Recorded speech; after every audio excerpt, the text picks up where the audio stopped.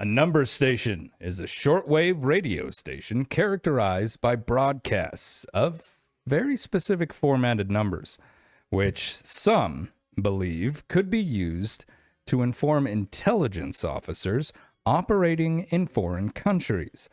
Join us as the Jackalopes go down the hole of number stations.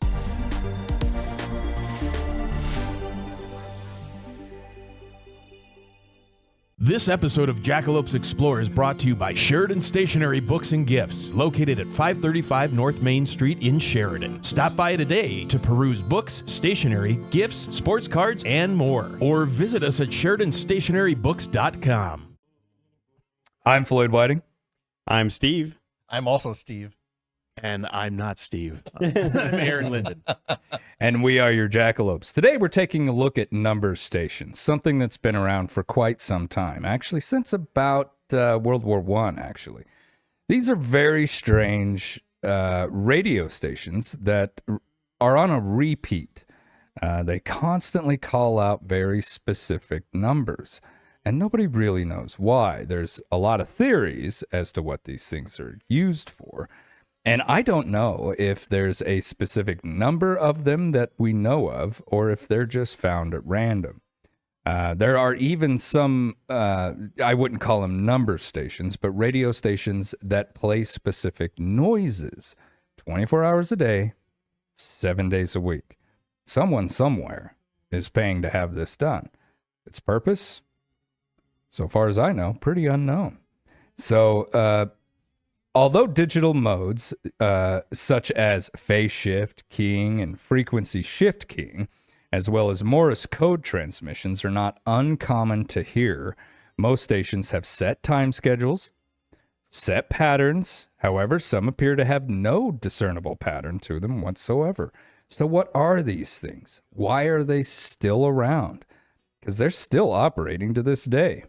Aaron, what did you find? Well, it's kind of funny that you mentioned that because there was an interview with a former UK intelligence officer, and in the interview he stated, and I quote, "Number stations are exactly what you think they are, and that's all I'll say about that." Really? But, you know, that leaves it so open because, I mean, there's, and we'll get into it, I mean, these things are cryptic. They're kind of really cool. Some of them are really kind of creepy, A little scary. creepy, yeah. And some of them, it's just bizarre, you know. So they go, "Oh, well, it's for intelligence officers operating, you know, in the field, right?" Is it, or is it like triggering people that have gone through the MK Ultra program? You know, So like you're talking Manchurian Candidate stuff. kind of, Yeah. and that's some of these weird tonal ones. There's ones that play songs backwards. There's Morse code, you know, there's the creepy ones that lead in with like the Lincolnshire poacher music, and then a creepy synthesized voice comes on as like Lima 2 Delta. And we'll put some of these in post because if you have not heard these things, it's weird. It's a little weird. A lot of them can't use. help. Well, I can't help but think though that yes, okay, maybe spies. But that, I mean, there's so much better technology now. Yeah. I mean, this is the same technology that they were using during World War I. You can't tell me that that's the best thing that they can come up with when you got James Bond with like a bomb in his pen and stuff. So I can't help but wonder if it isn't a little bit more conspiratorial than that. Like, Floyd knows he's going to have to tune into this at 1:38 to be triggered, you know, and I don't know. Well, let me argue a point about like what we feel is antiquated technology. It can't be hacked, right? True. You cannot hack a radio frequency or its station. Number one, we don't know where they're coming from. Number two, it's just out there. So what if they are the ultimate backup plan to a backup plan? You know, I got a contingency. If the phone goes down, if they knock out anything else, I've got the frequency and I can get one of those spin up radios and I can still get the message that I know I absolutely need to accomplish my mission. Right. And I'm going to rely on that even if I develop other technologies on top of it. all you need is a shortwave radio, and you've got plausible deniability there. Like, that's just something that any civilian could have. Absolutely. For totally innocuous purposes. And with the way that radios are, unlike cell phones, computers, and other things, you can't hack into it. I just sit in a cave and spin that thing up, pull out an antenna, and I get the message that I know I need. And you could hide that in anything. You could be having like between music stations, and the chair is against the wall. Okay, and back to the music. Right. Yeah, that's the thing. Is like the number stations are the most visible form of that, but there could be messages hidden in other broadcasts. We could be hiding messages right here. Could we? Well, but that brings up a really good point. Is if you find me and I have my FM radio. Russian, spy gadget. You're like, Russian spy gadget. If I have a radio, you're like, okay. He's a tourist. Yeah. But cell phones and internet and Wi-Fi signals, all the digital signals are being combed over by bots and everything. Do we think these signals are being, like music stations are being picked up by bots and being recorded and stopped through? Probably not. Filtered. I don't know. I mean, it could be done. Could be. But if they operate on a random schedule, supposedly random schedule, it would make it harder to do that kind of stuff. And that's kind of the weird thing too, because a lot of them have very set patterns, top and bottom of the hour, right? For those of you that don't know what the top and the bottom is, it's like at noon or at noon 30 is the bottom of the hour. Anyway, but there's some that there's nothing forever, and then they'll just pop off and start transmitting, and then they go away as quickly as they came on. So someone somewhere knows exactly when to turn their radio on and hear what they've got to hear. And as soon as you turn that transmitter off, you're gone. They can't trace anything. Yeah. Because there's no signal there to try to find. So it can appear and disappear literally, and quick enough that you can't trace it.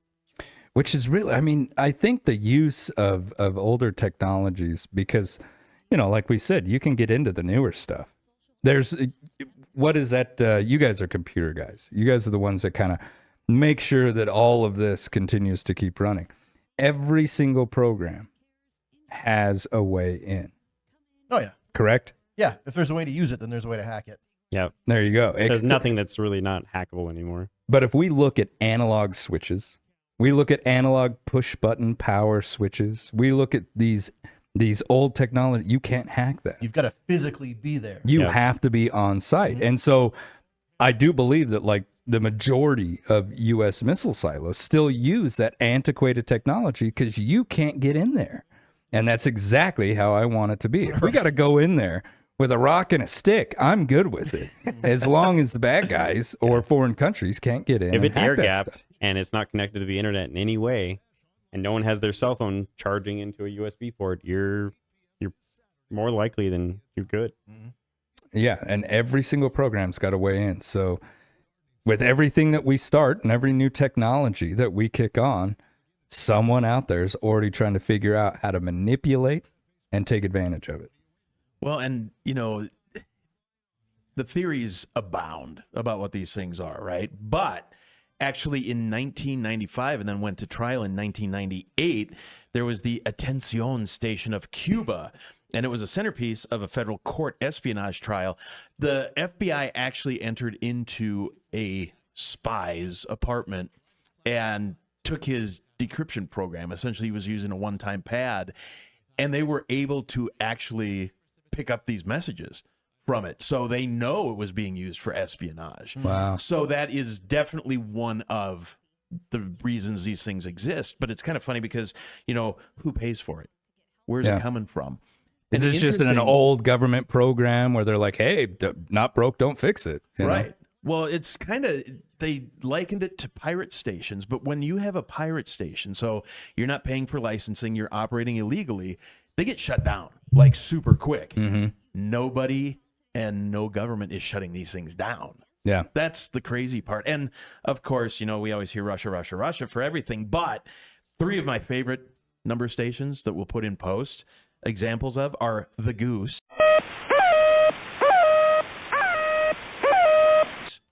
the Alarm, the Goose, and the Russian Woodpecker.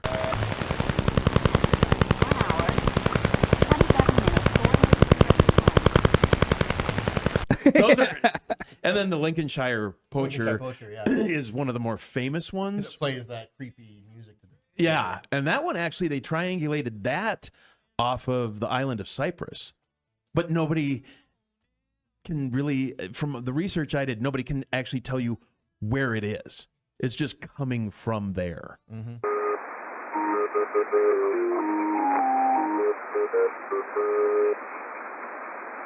4, 6, 8, 1, 8.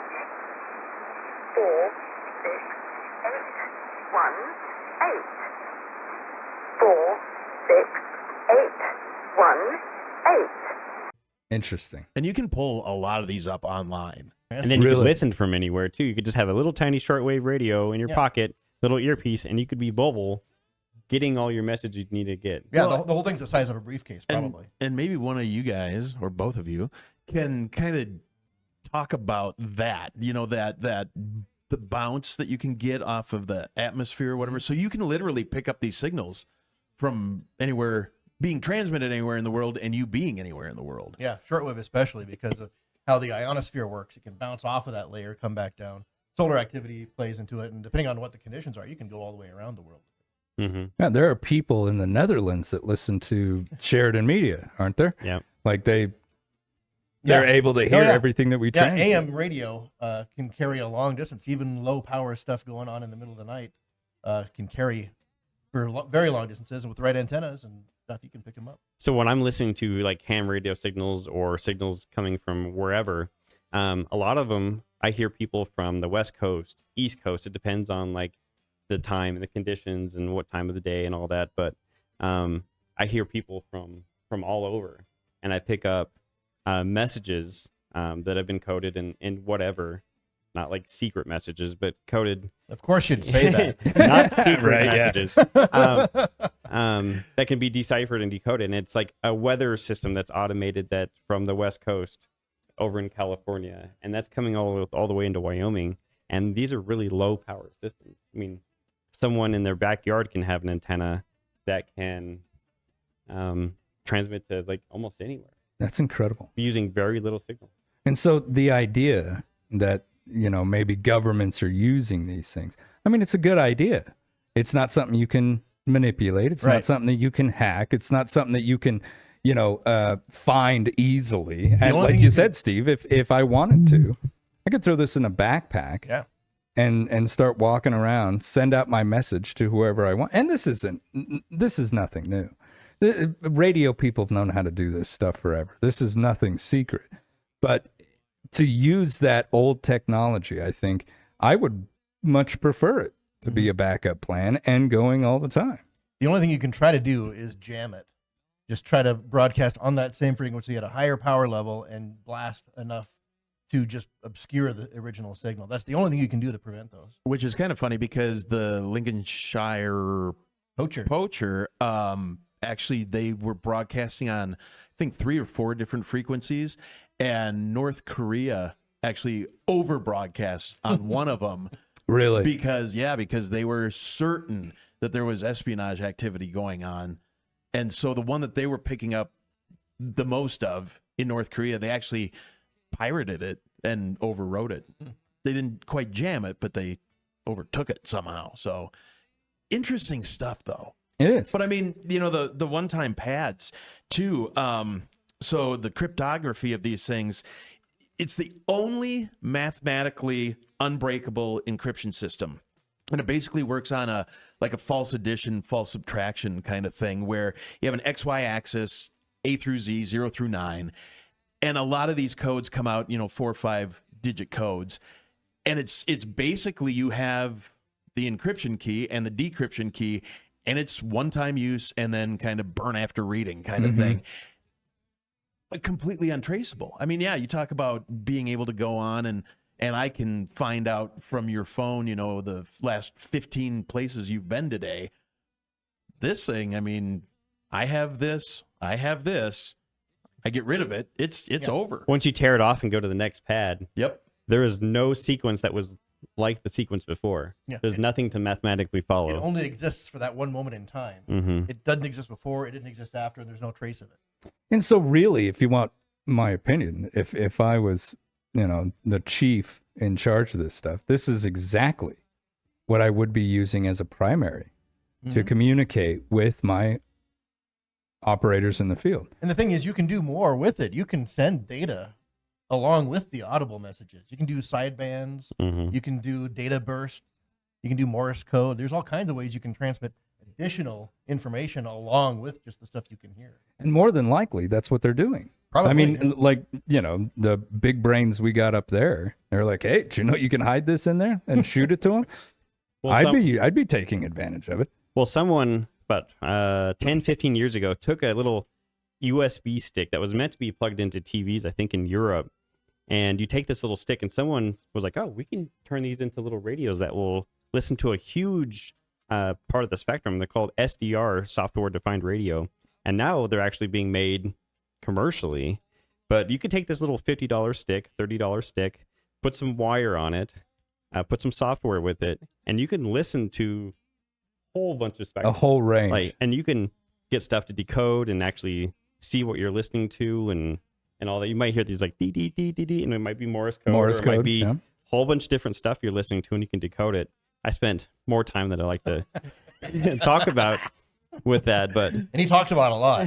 But it's something to be solved, right? Yeah. Like, you're not doing it maliciously. It's just the idea. Hey, this is a message. And you can see it visually, which is cool with radio. You can see all the stuff happening on the spectrum. And then one night I was listening through and I heard like Sky King, calling mainsail. Do not reply.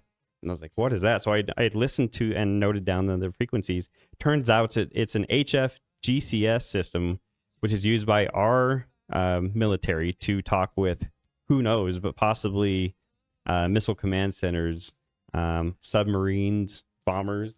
And they're always talking to each other on different frequencies depending on the time of day. And sometimes you can hear it on different antennas being broadcasted. So you hear like an echo if you're getting it back from like 2. And it sounds pretty cool. But I mean, like, this stuff is so coded that they're just saying like Sierra, Tango, 7, Charlie, Echo, and then they say it again.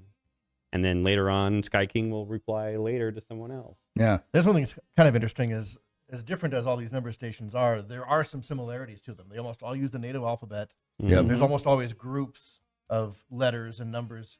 It's in a kind of pattern that way. They all have their own individual groups and patterns, but there is a group and a pattern to it.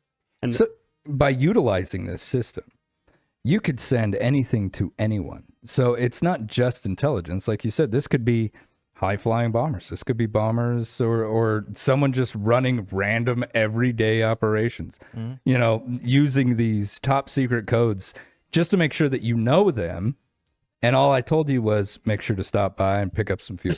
I was going to say the same thing. Like if your wife sending you the grocery list. Yeah, exactly. but just, hey, we're going to do an exercise, make sure that you know what we're doing. So I could send you a recipe via this top secret message. And you could say, I wonder if that's what he did. But operations like that, believe it or not, do take place where they're like, I just want to make sure you know what I'm sending you. And so, but at the same time, if you mix that kind of thing up in with your real secret messages, then someone's like, wow, I already know how to make apple fritters. I don't know, why are they sending that? Well, when Shref was talking about that little stick, I remember when you brought that in, and it was crazy. I mean, you would hear people speaking, Slavic. You'd hear Russian. You'd hear Chinese. And I mean, it was just barely the turn of the knob, essentially, and picking up all kinds of stuff that the layperson would not even know exists. So some people have hooked these up to the internet where you can actually connect to their computer. Say they live in Ukraine or Russia or Puerto Rico or whatever, and you can connect to theirs and listen to what's going on in their region, which is pretty cool. That's amazing. Something else that's kind of cool too is like with a radio receiver, you're on one frequency at one time, and you can scan through the dial, but you're moving through different frequencies over time. Where with the software stuff, you can record the entire spectrum, and then go back and listen to stuff that you weren't listening to the first time around. You can listen to a certain frequency the first time around, go back and listen to another frequency, and see if there was anything there that you missed on another frequency at that time. Because some of these things, like commercial radio broadcasts, they often identify themselves right near the top of the hour. And so a lot of these DXers up in Norway and those places know that that's the time you want to be listening to these stations to try to find out who they are. But they're all doing it at about the same time. So if you can record that whole spectrum, go back and listen to other frequencies, you might catch more than one station. It's really interesting when we start thinking about how much noise pollution is actually on these radio waves and these frequencies that you can't see it, They're all around us but all it's the time. all around If us you could all see the them in time. different colors, that would You probably would wouldn't just be able to walk around. You I know, mean, because sensory these things are everywhere, aren't they? Yeah, there's radio waves, digital, analog. It's all over the place all the time. You can't get away from it. Yeah. And so if you could walk through the town, like you said, Shref, and just basically see it in different colors. You would go insane. You'd go he would insane. go insane. Yeah. That's just be- amazing. And so to be able to hide secret messages into that kind of stuff, I think that's absolutely a good use of time and money. Well, it is, but then you get to the stations like the Goose, the Alarm, the Russian Woodpecker, the Duca, or I think it was So let's called. take the Goose. The Goose is going 24 hours a day, right? 24 hours a day, 7 days a week. And it's just a goose. And it's not even a goose. It's just this tonal thing that sounds like a goose. And it's like, okay, this thing's been on forever. And it went down in 98, but then it came back, I think. But what the hell is the point of that? Yeah, that's That's one the of the ones- thing that I'm just going through and listening to all these things. You're like, okay, is there something encrypted in the way of the tonal sound of the goose that's a message or triggering something? Because otherwise, it's just really freaking annoying. Yeah, and Yeah. there's several of them like that where there's no obvious information being carried in that. Right. It's just a bunch of noise. It's just But is it just one rung of a ladder? well, that's You the know? thing, So you got to go- pair it with something. It's Right, you just go to the one Goose rung at of a this ladder. time, record this, go to the Russian Woodpecker at this time, and put it all together, Yeah, and you're like, then oh, the frequencies combine and the interference pattern creates some sort of Yeah. information. Or Russia with like the woodpecker was like, watch this. We're gonna just have this on repeat, and there's gonna be like a 16-person team in the U.S. spending all day, every day, and millions of dollars listening to this station. Total so red that, herring. it just Yeah. takes them off of like real Yeah. projects. Yeah. Maybe. Project Red Herring. Yeah, Yeah, exactly. right. Yeah. I mean, to throw you Yeah, it off. should be blue herring because it's always blue something. It is. beam. Blue beam, yeah. Yep. Yeah, true. Oh, but why do they use some of them? Like actually, a lot of them use creepy little kid voices. It's creepy little kid voice. So there's actually a machine, and talk about antiquated and just old stuff they're still using to this day. There was a reel-to-reel machine back in the day that would create synthesized messages essentially, but all of them sound like creepy little kids, and usually like creepy little girl kids. Yeah. Because that's what all good horror movies have, I guess. Right? Yeah, you got the Girl- creepy kid in the back. Yeah. Yeah. Yeah, you don't have some guy with a great announcer voice come out and going, Yeah. Echo, Zulu, India. Yeah. It never. Gary Owen's Stanley not doing it. Kubrick back there directing the whole thing. No, and most of them, the inflection's really weird. Yeah, they have They'll weird be ways of like- announcing things. Alpha, November. and it's like this upswing, and like November, Yeah. and I don't know if that's just because a lot of them are using, the normal alphabet, and that's just their inflection on it from wherever they are. But you can learn a lot from where these things are coming from just based on how they sound. But that's why a lot of them have used these synthesized voices. But this old reel-to-reel machine was like from the 30s or 40s, and they're still using them to synthesize the messages and the voices, because I suppose in that way, Floyd, if you were doing messages, would be like, oh, that's Floyd, we'll just go talk to him. Right. But with these, you don't know. And with the dawn of artificial intelligence, we all hear these side stories and these rumors about, oh, they developed an artificial intelligence and it started talking to another one and it scared us, so we had to turn it all off, because we couldn't understand their language.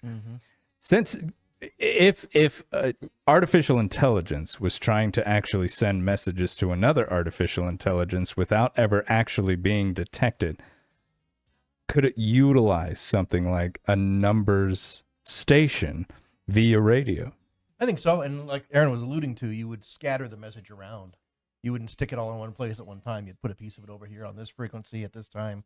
And, little pieces of it would just show up. And over time, you could build the whole picture. Yeah. Now, what other ways, Shref, would artificial intelligence try to communicate with another artificial intelligence without us seeing?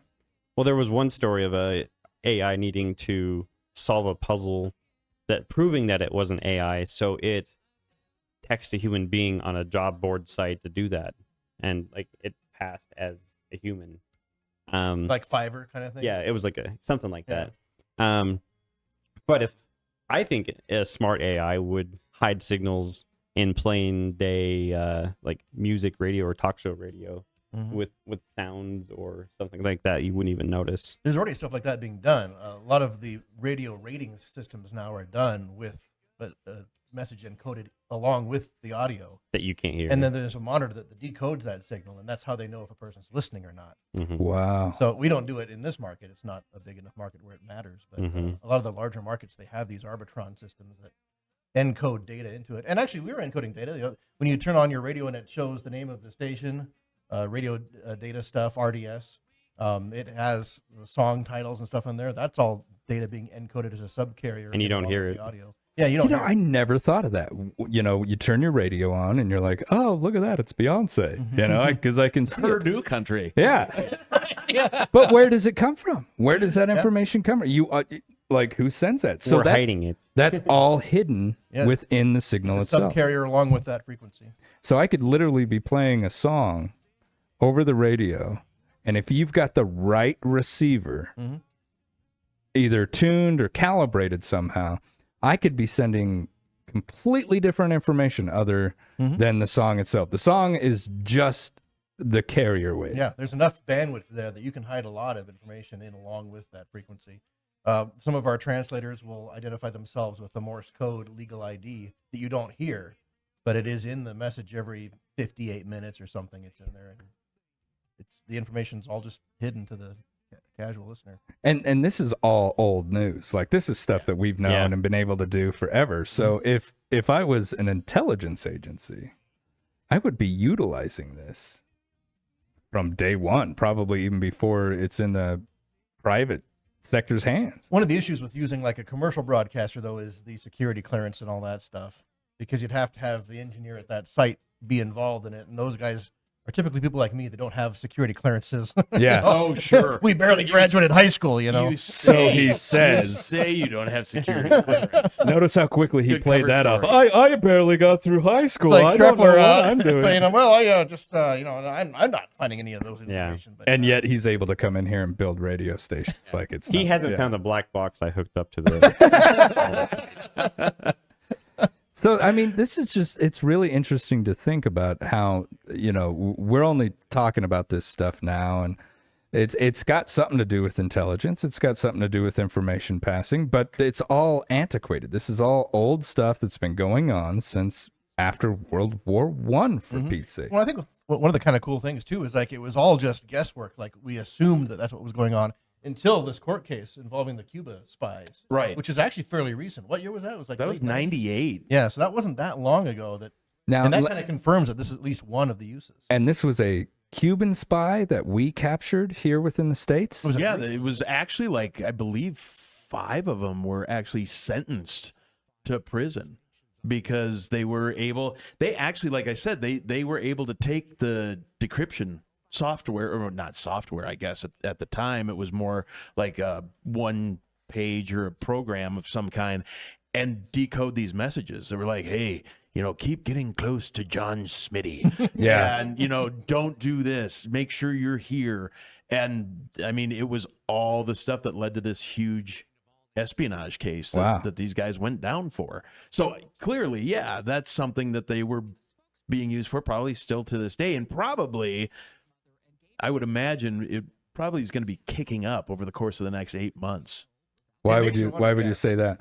Just because of everything that we've got going on between, you know, Houthis, Ukraine, Russia, stuff going It's on. a global event. Global events that are taking place.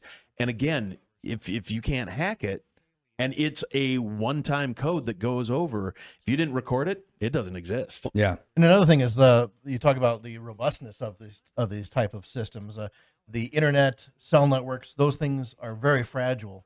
We just saw it recently where, some sort of domino effect happens when a tower goes down, it offloads to other towers, they get overloaded and the whole thing just collapses.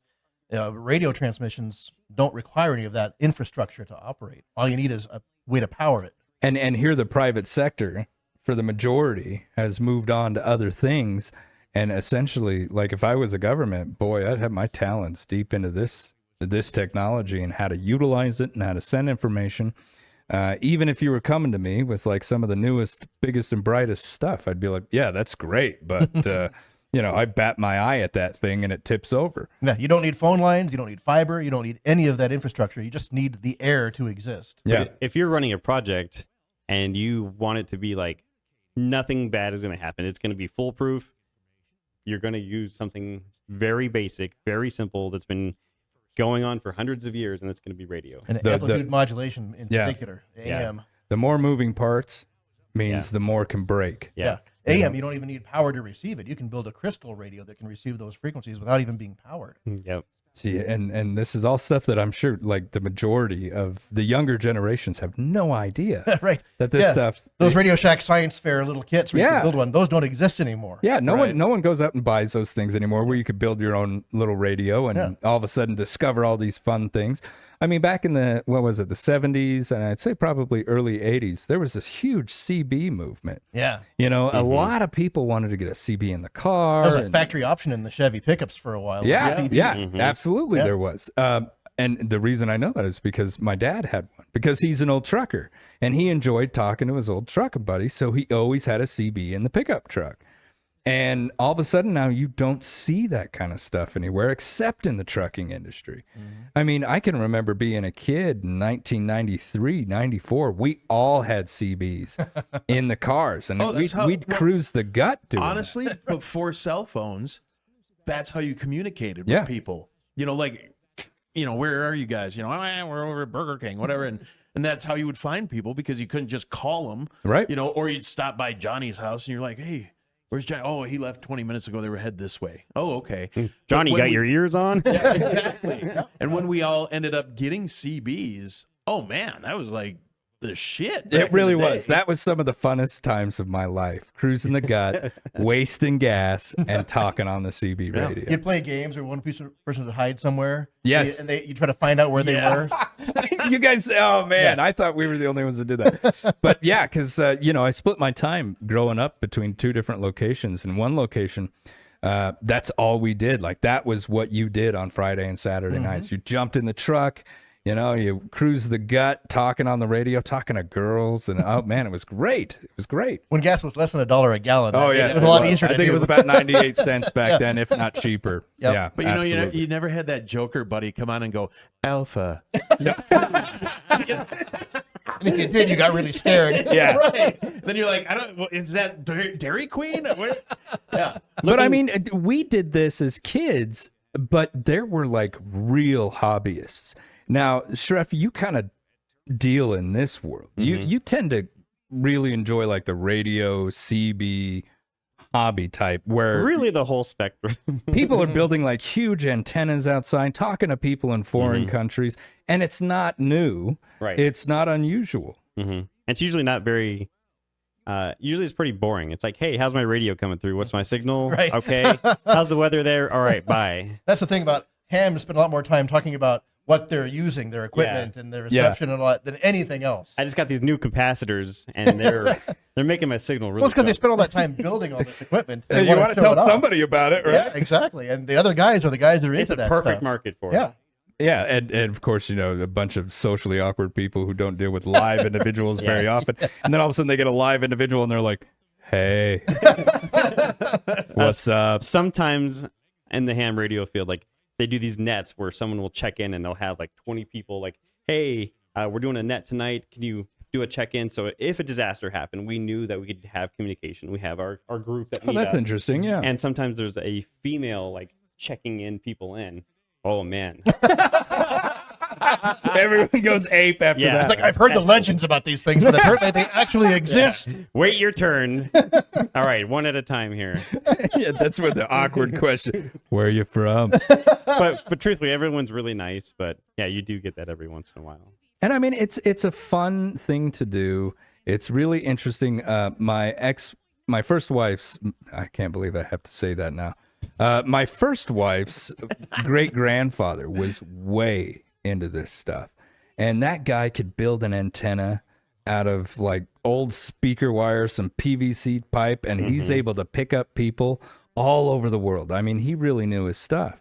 And even then, I was like, man, that's kind of old. You know, like Right, yeah. no one really does that anymore. But it's interesting because you look at, some of the apocalyptic shows, whatever, kind of like Walking Dead or whatever. How did they communicate? yeah, Shortwave radios. Yeah. That was Sometimes- the only thing that was left to Well, communicate with. sometimes, and this is what a lot of ham radio people live for, is certain places the grid goes down, sheriff office goes over, and the PD goes over to like Mr. Ham Radio. We need to get this communication out to this guy in this city. Boom, done. so they will actually utilize It's been individuals it's in their used, yep, community. They can relay information very quickly, Yeah. all over the place. Yep. Wow. And they can bring in information. Mm-hmm. Yep. Oh, that's really interesting. My grandpa back in the day, and I never really thought about it, but he had this antenna out back that looked like one of those like high power line thing. I mean, this thing was gigantic. I'm surprised it didn't have to have a blinking light on top of it. But he It would, probably did, and it just didn't have. right. Well, that could be too. And he would get on that thing, and that was like he loved to do certain things, like he'd play the organ sometimes, but then after like 10, 11 o'clock at night, he'd hop on there and he'd talk to people from God knows where. Yeah. And it was just, I was always fascinated with it. I didn't really understand it, and I didn't really care.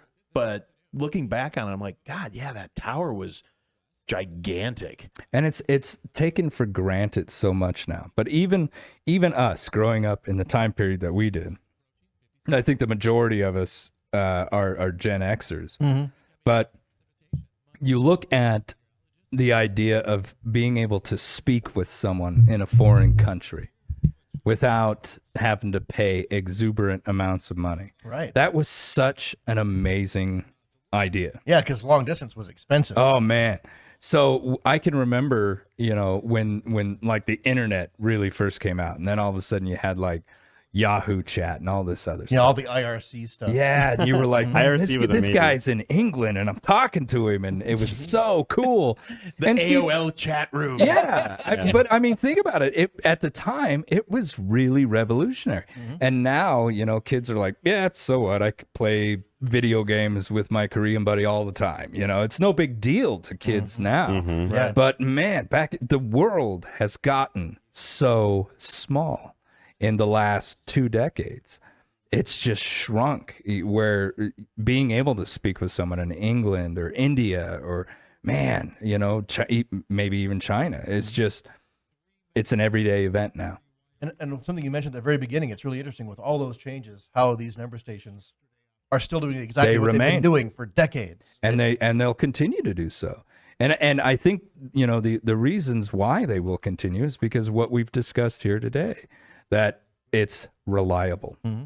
No matter what happens, I know I can fall back on this 100% reliable, untraceable, unhackable technique to get the information out there to the individual that I need to right now. Well, and we're going damn near on 100 years Yeah. of these things being in operation. So, I mean, that should tell you something right there. It must be working. It must be working, and it must be still very spy-y out there. They're doing something with it. But that's the part I think that gets glossed over a lot is, well, yeah, the number stations are still out there doing their thing. Maybe they're dead and they're just on repeat. And it doesn't really matter. The endless loop tape just keeps looping. Right, it's and just looping. Yeah. looped forever. But when you really look at it, the amount that there are and the amount of messages that there are means that there's still a massive amount of stuff going on. Because someone somewhere is waiting on that message. Right. For all the messages that are sent, they're sent for a reason. Now, in today's world, I would actually see absolute value in the old techniques used by the old spies back in the day. You know, the shoe phone and all this. It's all still relevant in my opinion. Much better than the shoe bomb. much better. Yeah. Yeah. But I think, you know, when we think back about that and we think, let's say that you are the government, you are, you know, the guy calling the shots here. And I know I've done like a lot of, wow, Floyd's amoral speeches, but I'm going to do it again. If I was the government, you're damn right. I've got people in your country. I've got people in your country. I got people in your country. I got people in my allies' countries, because that can turn on a dime at any moment. And I've got contingency plans in place, and I pay people exorbitant amounts of money to sit in a room together and come up with scenarios. Okay, cool. Now we got a problem. Now how do I solve it? Now I'm going to take this problem to someone else and ask them how they get it solved. And this is going on 24 hours a day, 7 days a week. And that is how I would run it. And more than likely, that's how it's getting run. Well, So if these exactly. messages that are going out to somebody are sent from these agencies, hey, man, that's a good use of my taxpayer money, in my opinion. But is it that far of a stretch when you look at this, going, okay, there's spies doing spy things? Is it that far of a bigger leap to say maybe it is also triggering some of the bad stuff that goes on in the world? If we can sit here and say, you know, scientifically and medically, I can program something in your head that I can key with a phrase, that I can key with this, because, you know, I'm not a big believer in hypnosis. Okay.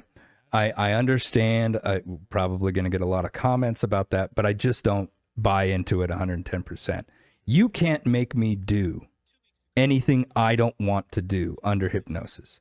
One of those professionals that actually go around to these schools, which, because I think we all saw it, right? Junior high, the hypnotizer shows up and, oh, everyone's fascinated. But they let us know, at least in my junior high, he said, I need people who believe in this. I need people who want to participate, because if you don't, it's not going to work.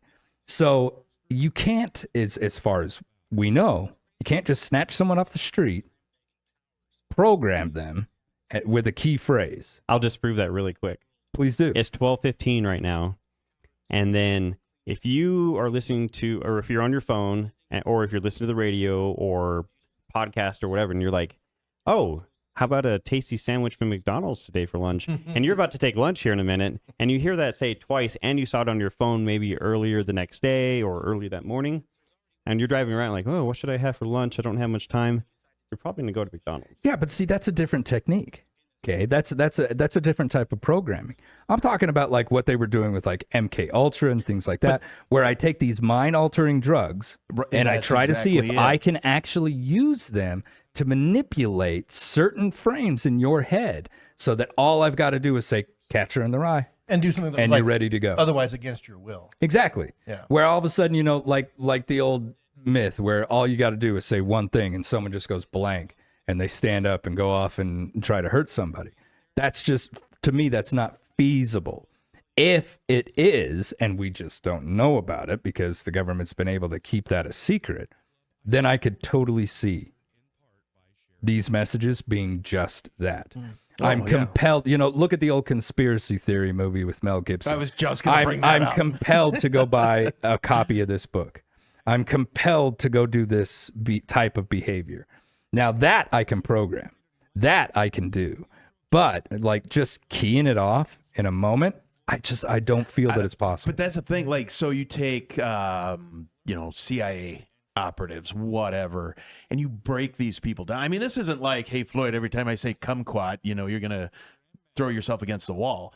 It's not like that. It's over a long period of time, just breaking these people down mentally and physically, and then reprogram. I mean, you were in the National Guard, right? I mean, it's kind of basic training. So, you break some people down. Yeah. But you do it at a level now with psychedelic drugs and some other things. And maybe these people that were not willing to do that kind of stuff now are willing to do that kind of stuff because it's easier than not doing it. And so they hear the Lincolnshire poacher and it triggers them. And But they're at the same time, look at the risk I'm taking. I am creating an unstable weapon that I'm just going to turn. Now, I'm not saying that governments haven't done this before, because let's be truthful, they have, right? And they're willing to give it a shot. Well, let's just see what happens. But what I am saying is, like, I think in today's day and age, where is my cost benefit ratio there? I create this unstable, emotionally wrecked human being. And that's everyone you see in the news. that I just throw out into my own population or the population of a foreign country. Right. And I'm not 100% sure that he's not going to go off on a tangent. Well, yeah, and what are the chances of it being accidentally triggered? And then suddenly coming back to me? Where's the cost benefit ratio? Jason there? Bourne?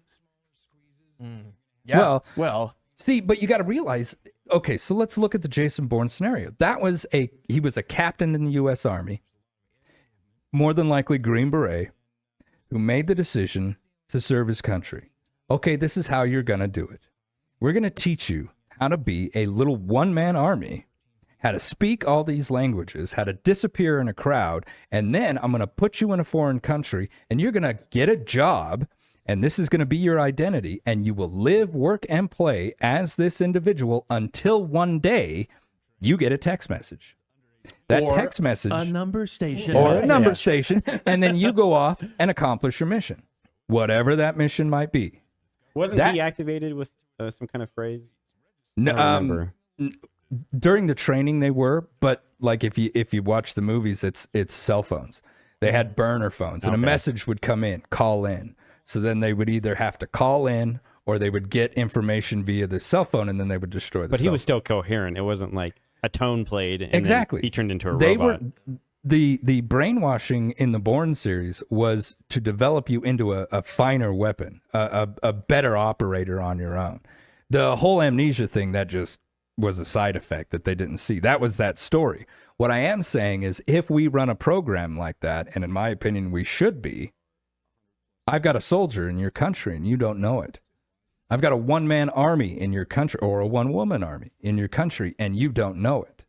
I think that is, sorry, but that's just smart. And you could have it be like where every night when you go to bed at 9:30, you turn the radio on and listen to this frequency, and for 20 years there's nothing there, but then one night there is something there. And then one day there's something there and because triggered. And then there's a news story the next day. Yeah. Honest to God. But, and Shreff, you can probably talk about this a little more than I can because I haven't played this in forever. But like in Call of Duty Black Ops, Alex Mason, the character, gets his messages and gets triggered pretty much, right? From a station in Cuba, which I thought was kind of funny. Atención. But what was the... I couldn't say for sure. This would be for someone else because I've only played Call of Duty for its multiplayer. I've never played the single player campaigns, which is probably not great. That's but- why Grant he's probably that's why he's knows. totally safe here and not part of them. Right. But that's the thing, so maybe it's something where, like Steve said, 20 years, there's nothing there. And then all of a sudden you get the message. Yeah. And you get activated. And maybe it's not that I'm mindlessly going as a robot doing this, but I know I've trained for 20 years that if I receive this message, then the next day there's a news story. Well, and if you've been training, when the training kicks in, you can do it. And again, let's look at the cost benefit ratio. I do that. I start this program. I put you in those places. You're never activated. You go an entire career. How much money am I out? Really? Not much. Not much. Not much. When all I've got to do is activate my one-man army, maybe just one time, and I have changed the course of the world. Mm-hmm. So it is worth my investment to do that. And if we're not doing it, you should be doing it. All we have to do is keep the radio online. I'm Like, not telling online, it's but just it's a broadcasting. it's a cost-effective way to change the course of mankind. And I might never need you, and that's fine. So you were a teacher of piano in Russia. Great. You lived a great life, man. But one day I don't know need if you to piano get teachers in Russia are living great lives, but maybe they are. well. Probably better than some. Who knows, But like one day, an ambassador or somebody that I need to get rid of, in the interest of Homeland Security or in the interest of the United States, all I got to do is place a phone call.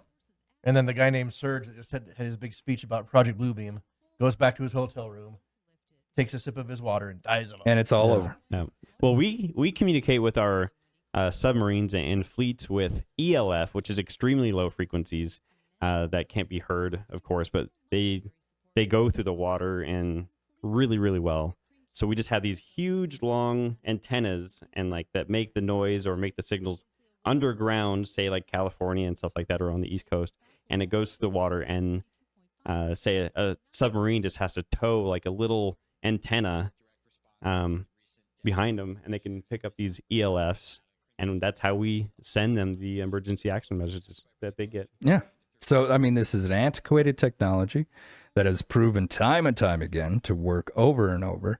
I think it's a great use of money. And even though it's fun to sit around and be like, well, maybe they're used for this, maybe they're used for that.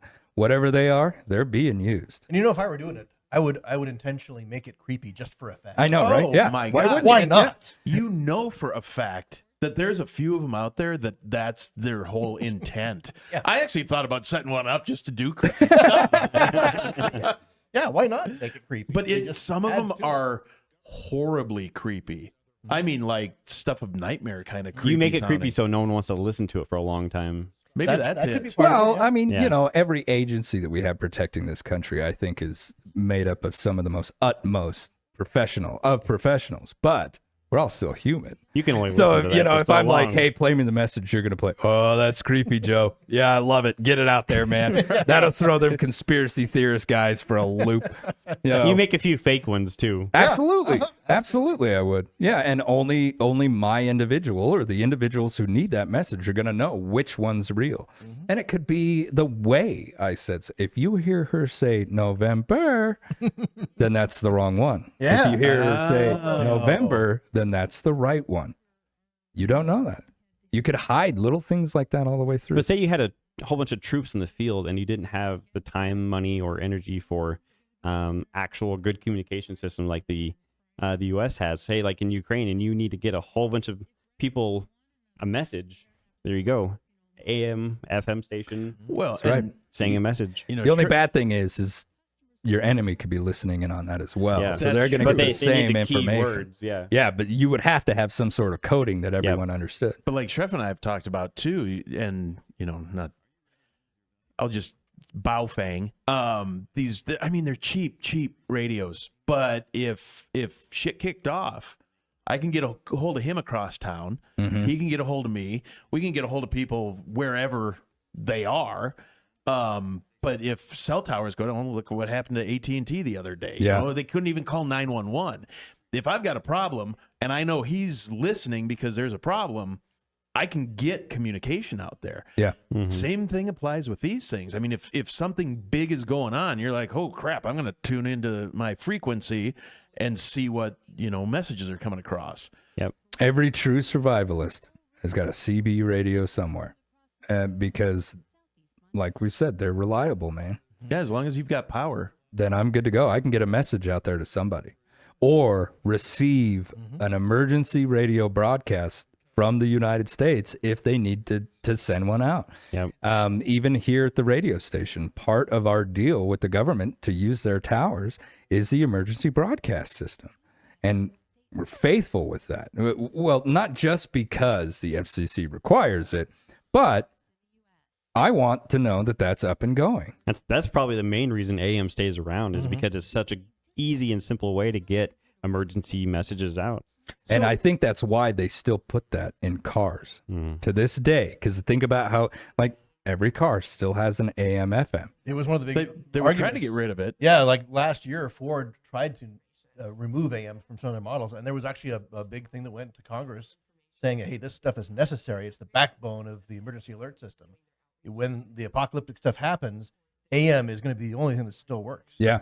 And so when they break in with that emergency broadcast system. It makes all those weird tonal things. It's like our own version of the number station. It kind of is. So what is that? Why does it do that specifically? That duck quacking sound is a burst of data.